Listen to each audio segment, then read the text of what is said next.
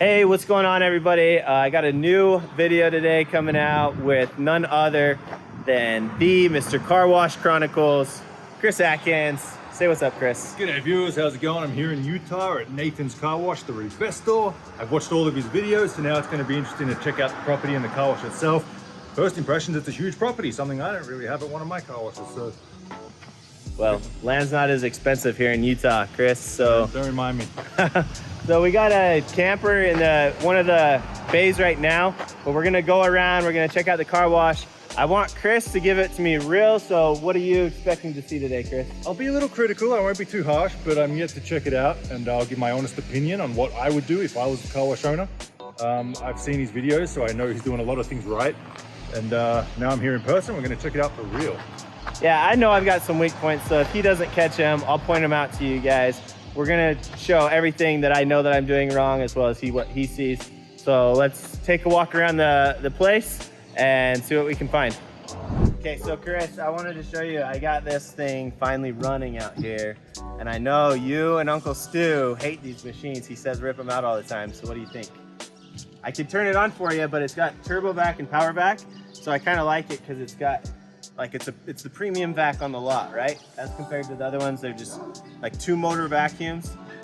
This one has a 3rd motor, and it runs for 8 minutes if they give them $2. So for me, I mean, it was already here. You didn't have to buy it. You know, I think these are very expensive to buy brand new, so it's not like you spent $6 grand on it. It was already here, so you just had to revamp it. So there's no point, even though we don't really like them, there's no point ripping it out when it's already here. You know, you just fix it like you did, and now it works. Sure. So why not? And yeah.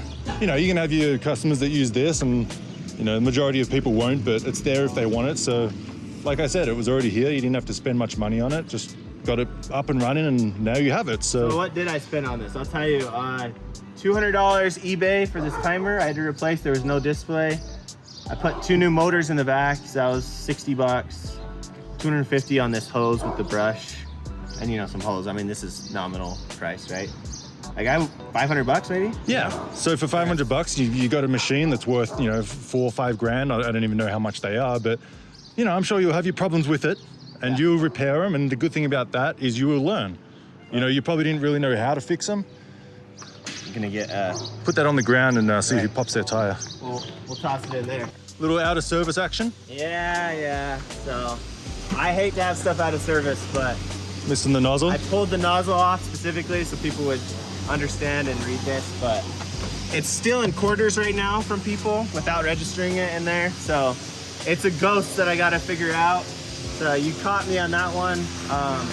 I need to figure this one out. I don't know, what do you think? Again, not the biggest deal. I mean, Nathan's pretty busy right now. He's got 3 customers in the 4 bays that he has. If this was lined with cars, really busy, then it's time to like, oh crap, I got to get this up and running as soon as I can because it's losing money. But the fact it's kind of, you know, it's it's Friday. You know, it's a weekday. It's not crazy busy, so it's not the biggest deal. Yes, we want everything working 100%. If something goes down, we want to fix it straight away. But right now, it doesn't seem like a crazy emergency. There's no cars waiting to use a vacuum, so out of service for a week or 2, no big deal. Yeah, I actually did have somebody come to me the other day and was like, hey, I only have a credit card. How can I use your vacuums? And honestly, I had to send them down the street to the gas station because they have a credit card reader on their vacuum. So that's another thing maybe I need to figure out is get like even just 1 vacuum equipped with a credit card reader. And that way I can appease everybody's concerns, right? Yeah, again, you know, over time, Nathan's only been open for what, a year now? You know, all bays are full. And that's what I'm talking about. I mean, Nathan's done a great job at this car wash, and I can tell even before testing everything because it's full. You know, if it was crap, they wouldn't be here. But you can see he's got 1 bay down. I know he's undecided on what he wants to do with that bay, but if that bay was open, then that van wouldn't have had to wait 3 seconds. This is my truck in here, and I've never had any equipment in this bay right here. Honestly, if I could do an automatic right here like you did, Chris, what do you have? A Bellinger Condor with all the lights and everything. I'd love to do that here. But then the other question is, where am I gonna stack cars going in and stuff? Not that I'm too concerned about like space, you know? Yeah, what do you think? That would be a good problem to have. Where do I stack cars? That's what I thought I would have, but it hasn't happened yet. I mean, where would you put the pay station? Right here? and then they'd pay and just pull in? Yeah, so there'd be like one car where you're at, and maybe a second car there, and then we're starting to get into the street. Again, I think it comes back to your personal situation. If you have the finances to do it, or you have the eligibility to get a loan maybe.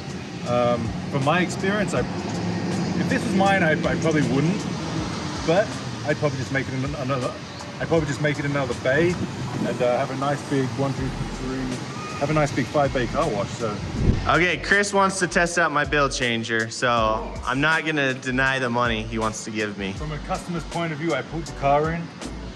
So I'm a customer, I got cash. Put $5 in and get 20 quarters. Maybe 19 if you... Yeah, you got me there. I know, I need to switch to dollar value tokens. The worst is when they put a 20 in and get 80 quarters. Which is a lot of options, which is good. Hot rinse, hot rinse, hot rinse. So 3 are the same.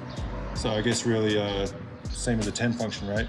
But he's gonna mess around with that. He's gonna show you guys later in later videos. Let's start with the bug off.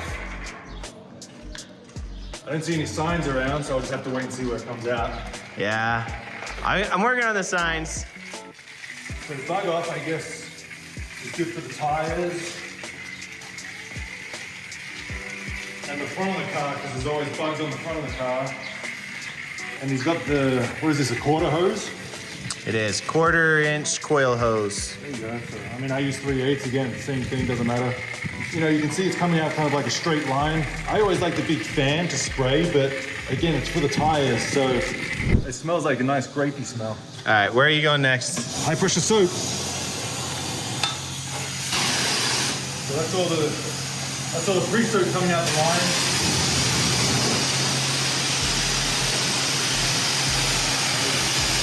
Pretty much came out straight away. Okay, there it is. Again, about 5 seconds, very quick, very quick. Great amount of soap, you know, I wouldn't change a thing. Good stuff. Foam brush. That bucket's not bad, I don't mind the bucket. Probably the best way, which I don't even do it, is to have it that way. Mine are like that, but then when you grab the handle, it drops down on the hand and all that kind of stuff. I was gonna ask you about that, because yours always hang up and then they dribble down the hose a little bit. So probably that's the best way to do it. That way they can just grab it and go. A lot of people, I don't know what you call this, these 2 little wheels, it confuses the heck out of people. Yeah, it's a holder, and I don't know, you simply figured that out, right? I don't know how other people haven't. How do you not know what it's for? I recently switched this over actually from a bubblegum foam brush, and now what do you smell there, Chris? Hot tamales. That's right. Cinnamon scented hot tamale right there. It smells good.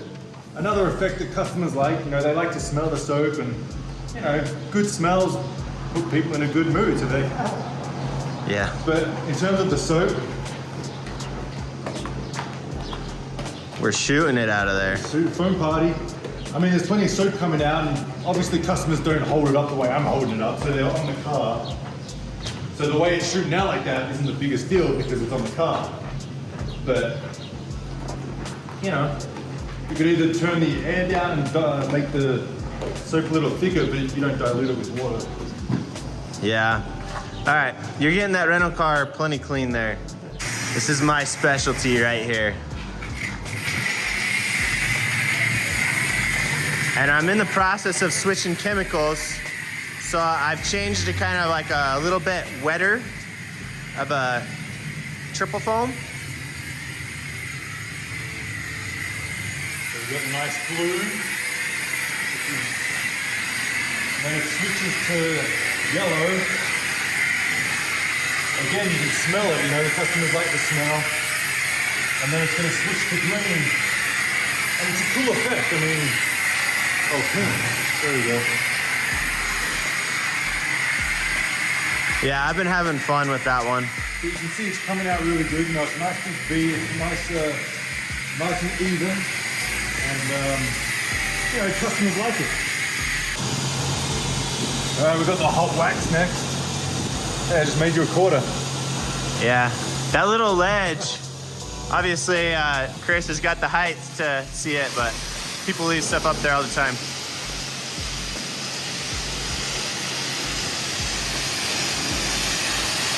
So this is hot wax. It's coming out heavy, isn't it? That's a lot coming out. Save a little bit of wax for you, and it's probably almost too much for the customers. So you could probably halve that. But again, as car wash owners, we're always adjusting our car washes. You know, every time I go there, I'm adjusting something to make it come out right. You know, so it's not like you adjust it once and it's good for years. You know, you're always adjusting things. So this is just rinse. We're going to rinse off everything. Pressure's good. Can't complain. Everything works great. I mean, thumbs up.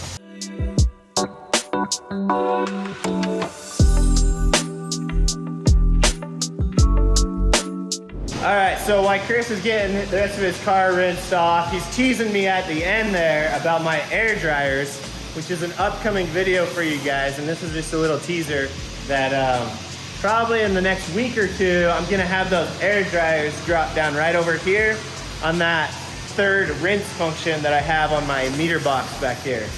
So I have followed his footsteps in getting these air dryers in my wash as well. There's a good YouTube video of someone installing air dryers at some Tucson college.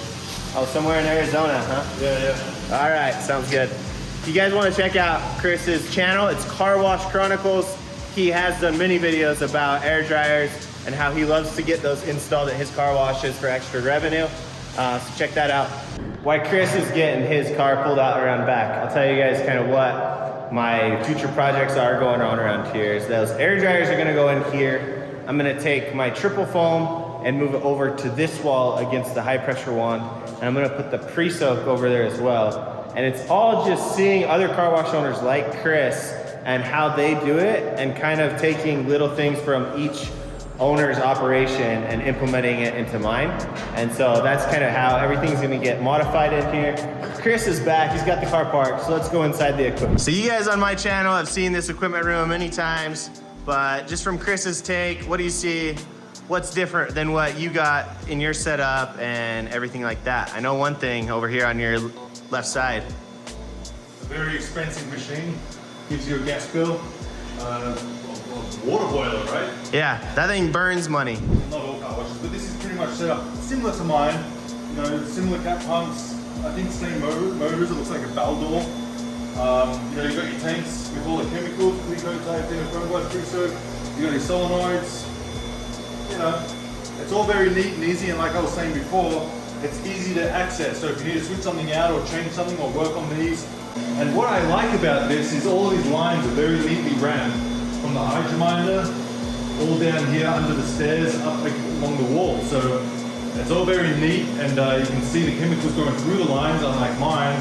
Mine are kind of hanging all over the walls and stuff like that, but you know. It just takes time. I know everybody does things a little bit different. Chris kind of pre-mixes his chemicals, which is actually what it tells you to do on these tubs right here, but I don't want to take up the extra space having a bunch of extra jugs, so I just pull it directly from the. He built these staircases. Should I trust them? Like, they're going to take my weight?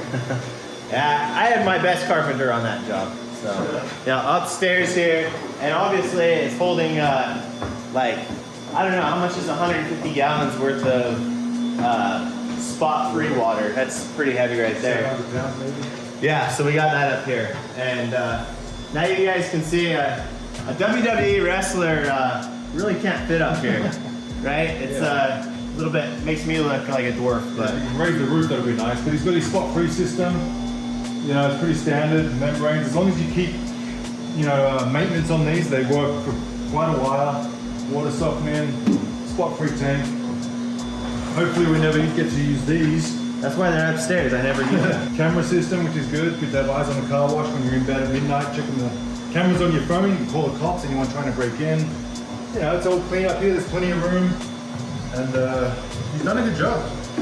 Yep. Okay, so that's the wrap, guys. I think I've got some good ideas from Chris on little slight changes, little critiques, right? That I can. Minor critiques. He's done a very good job. I mean, Chris spotted something leaning up against the wall. So what do you find, Chris?